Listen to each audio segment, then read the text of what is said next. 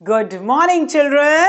Good morning, ma'am. How are you all? We are fine, ma'am. Children, I have something great to share with you. Do you know our annual function is on 20th of March? Ma'am, I'm knowing it. God, Arav, it's not knowing. How many times am I supposed to tell you? It's no, ma'am, I know it. Yes, ma'am.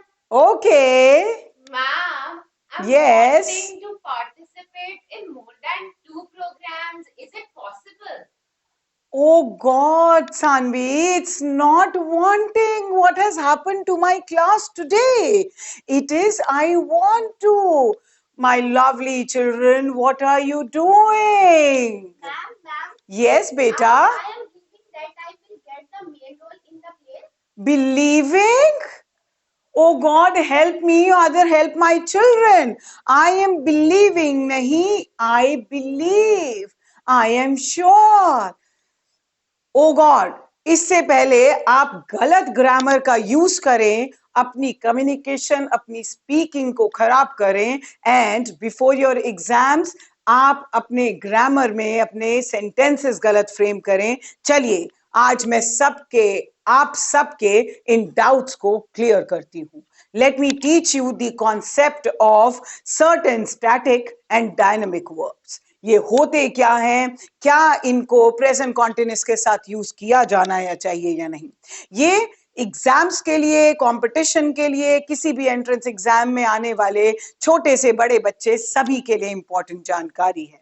फटाफट से notebooks निकाल लीजिए. और आज जो आपकी confusion रहती है कि कैसे पर्टिकुलर वर्ड्स यूज करें, इस सेशन के बाद विश्वास मानिए खत्म हो जाएगी. आई एम रिमेंबरिंग, क्या होता है I am remembering? It is I remember. I am believing, no I believe. I am hating, no it says I hate. अब ये होता कैसे है, चलिए नजर डालते हैं इन सब कॉन्सेप्ट पर या इन सब चीजों पर. बच्चों, बचपन से ही आप सब ने वर्ब्स पढ़े हैं. अब चाहे आप कॉलेज में आ गए हैं, कंपटीशन की तैयारी कर रहे हैं, स्कूल गोइंग हैं, कोई भी हैं, ये कॉन्सेप्ट क्लियर करना आप सब के लिए जरूरी है. वर्ब्स क्या होते हैं? एक्शन वर्ड्स होते हैं.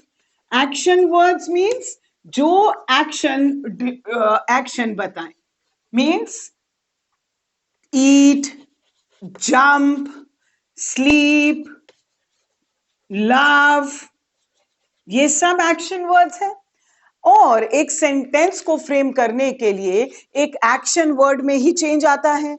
आज मैं सो रही हूं, आई एम स्लीपिंग. मैं सोई, आई स्लेप्ट. मैं सोऊंगी, आई विल स्लीप.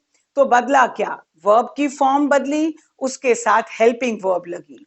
तो आप हम प्रेजेंट कॉन्टिन्यूअस के जरिए ये सीखेंगे कि क्या सच में हर वर्ब में आईएनजी फॉर्म लग सकता है.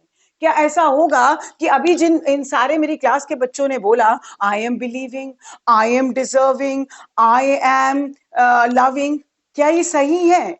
इसके बाद आपको समझ में आ जाएगा कि ये गलत यूसेज है और किस तरह से हमें यूज करना चाहिए. प्रेजेंट कॉन्टिन्यूअस या फ्यूचर कॉन्टिन्यूअस आपने कई बार पढ़ा होगा. प्रेजेंट कॉन्टिन्यूअस का मतलब क्या होता है? जो एक्शन हो रहा है. कई सारे यूज होते हैं प्रेजेंट कॉन्टिन्यूअस के, अभी समझाते हैं. प्रेजेंट कॉन्टिन्यूअस क्या लगता है इसमें? Is, am, are plus V1 plus ING. I am going, they are baking a cake. तो ये तो ठीक है, बट जैसे बच्चों ने यूज किया, ma'am I am believing it, ma'am I am wanting it, ये बिल्कुल भी सही सेंटेंस नहीं है. अब ये क्यों सही सेंटेंस नहीं है, चलिए समझते हैं. एक प्रेजेंट कॉन्टिन्यूअस टेंस किस किस टाइम या किस कंडीशन में यूज होता है? प्रेजेंट कॉन्टिन्यूअस टेंस जब हम इज, एम, आर कब कब लगाते हैं? जब काम बोलने के समय पर हो रहा है. मतलब the boy is writing a test, तो बोलने के समय पर हो रहा है. कुछ ऐसा काम जो अभी नहीं हो रहा बट देन फिर भी चल रहा है, जैसे he is working in his office. Clear? I am working as an engineer. तीसरी बात करें तो जब हम आज प्लानिंग कर लेते हैं और वो आने वाले फ्यूचर में होगा, I am going to go to cinema tomorrow. तो इन कॉन्सेप्ट में आप प्रेजेंट कॉन्टिन्यूअस फॉर्म्स लगाते हैं। मगर कई बार आपको कैसे पता चलेगा कि ये प्रेजेंट कॉन्टिन्यूअस है? अगर सेंटेंस में ऐसे आए, आई am going continuously, she is doing it every day, ऐसे वर्ड्स जिस तरह से कॉन्टिन्यूसली, कॉन्स्टेंटली, फॉरएवर, तो ये सब क्या बताते हैं कि ये प्रेजेंट कॉन्टिन्यूस है। यहां तक तो क्लियर हो गया, बट तकलीफ कहां आती है? जैसे मेरी क्लास के बच्चों ने गलत वर्ब में आईएनजी लगा दिया, वो ये नहीं समझ पाए कि ये स्टैटिक वर्ब्स हैं। अब बात होती है कि स्टैटिक वर्ब्स क्या होते हैं और डायनामिक वर्ब। देखिए children, there are certain verbs, मतलब एक्शन, कुछ ऐसे वर्ड्स होते हैं, कुछ ऐसे एक्शन वर्ड्स होते हैं जो कि कॉन्टिन्यूस में, मतलब प्रोग्रेसिव, उस चलने वाली प्रक्रिया वाले सेंटेंस में यूज नहीं होते हैं। और वो वर्ड्स कौन से होते हैं, वो वर्ब कौन से होते हैं? वो वर्ब स्टैटिक वर्ब्स होते हैं।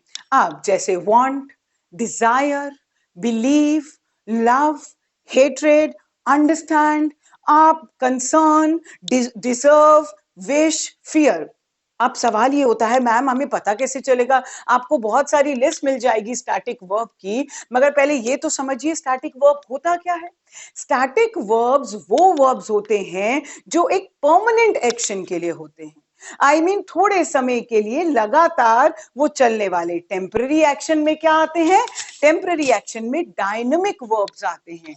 जो टेम्पररी हो और जो डायनामिक हो वो होते हैं डायनामिक वर्ब्स। हमें बात करनी है स्टैटिक वर्ब्स की, और स्टैटिक वर्ब्स वो वर्ब्स हैं जो आईएनजी फॉर्म के साथ नहीं आते।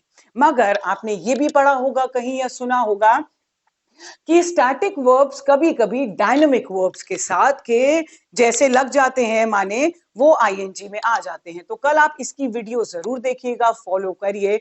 चैनल सब्सक्राइब नहीं किया है तो करिए, ताकि मैं आपको ये बता सकूं। आज हम बात कर रहे हैं स्टैटिक वर्ब्स की, कल हम बात करेंगे कौन से ऐसे स्टैटिक वर्ब्स हैं जो डायनामिक वर्ब की तरह भी काम करते हैं। मतलब जैसे for example, I am deserving, no, I am deserving it means I deserve it. I am believing in God, नहीं, आई बिलीव इन गॉड।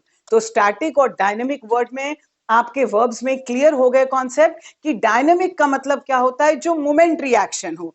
जो डायनेमिक हो मतलब जो टेम्पररी हो वो डायनेमिक, और स्टैटिक क्या हो गया? जो कंटिन्यूस एफर्ट्स वाले हों, जो परमानेंट एक्शन वाले हों। इसीलिए तो हम ये नहीं कहते I am desiring, I desire. I am wanting नहीं, आई वॉन्ट। ऐसा नहीं कहेंगे I am loving it means I love it. I am understanding it नहीं, I understand it. Is that clear? या आई अंडरस्टूड इट, पास्ट में होगा तो ये। तो जो कॉन्टिन्यूस है, प्रेजेंट कॉन्टिन्यूस और फ्यूचर कॉन्टिन्यूस, माने रहा है और रहा होगा, इन दोनों में स्टैटिक वर्ब्स के यूसेज नहीं होगा। ये अपनी लैंग्वेज में इसको सीख लीजिए, ताकि आप एक बेहतर और एक क्लियर स्पीकर बन पाए कि आप इस गलत इस्तेमाल वर्ब्स का ना करें। और कल की वीडियो में आप देखिएगा जरूर कि कौन से ऐसे स्टैटिक वर्ब्स हैं जो डायनेमिक वर्ब्स में भी यूज हो सकते हैं। अब कितने तरीके के स्टैटिक वर्ब्स होते हैं? देखिए, 5 तरीके के स्टैटिक वर्ब्स हैं। अब वो क्या हैं? जैसे वर्ब ऑफ परसेप्शन, परसीव करना, सी, आई एम सीइंग इट नहीं होता कि भाई मैं देख रही हूं। I am smelling, I smell, I hear. तो जो परसीव करने वाले, जो इमोशन वाले होते हैं, लव, विश, होप, ये वाले शब्द। इन ये जो 2 कैटेगरी हुई। तीसरी अपीयरेंस, अपीयरेंस माने लुक, आई एम लुकिंग, सीम, ये तो अभी 3। अपीयर, अपीयरेंस वाले, इमोशंस वाले, और परसेप्शन माने देखना, सुनना, सूंघना। थिंकिंग, थिंकिंग का जैसे suppose, I am supposing it नहीं होता, I suppose it. Forget, I am forgetting it नहीं, आई फॉरगॉट इट, या I know it, I forget it, I understand. Is that clear?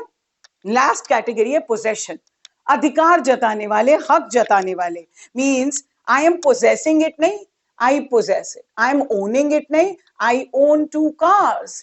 तो ये बात क्लियर हो जाए कि स्टैटिक वर्ब्स 5 तरीके के, परसेप्शन वाले, अपियरेंस वाले, इमोशंस वाले, आपके थिंकिंग वाले और पोजेशन वाले। तो जब भी आप कुछ बोलें और आपके दिमाग में इन क्रियाओं का इस्तेमाल हो रहा हो तो आईएनजी का इस्तेमाल, यूसेज नहीं करेंगे आप। तो अब मेरे बच्चे क्लास में क्या बोलेंगे? I want it, I believe it and I know it. Children, did you understand that? Yes, ma'am. That's nice.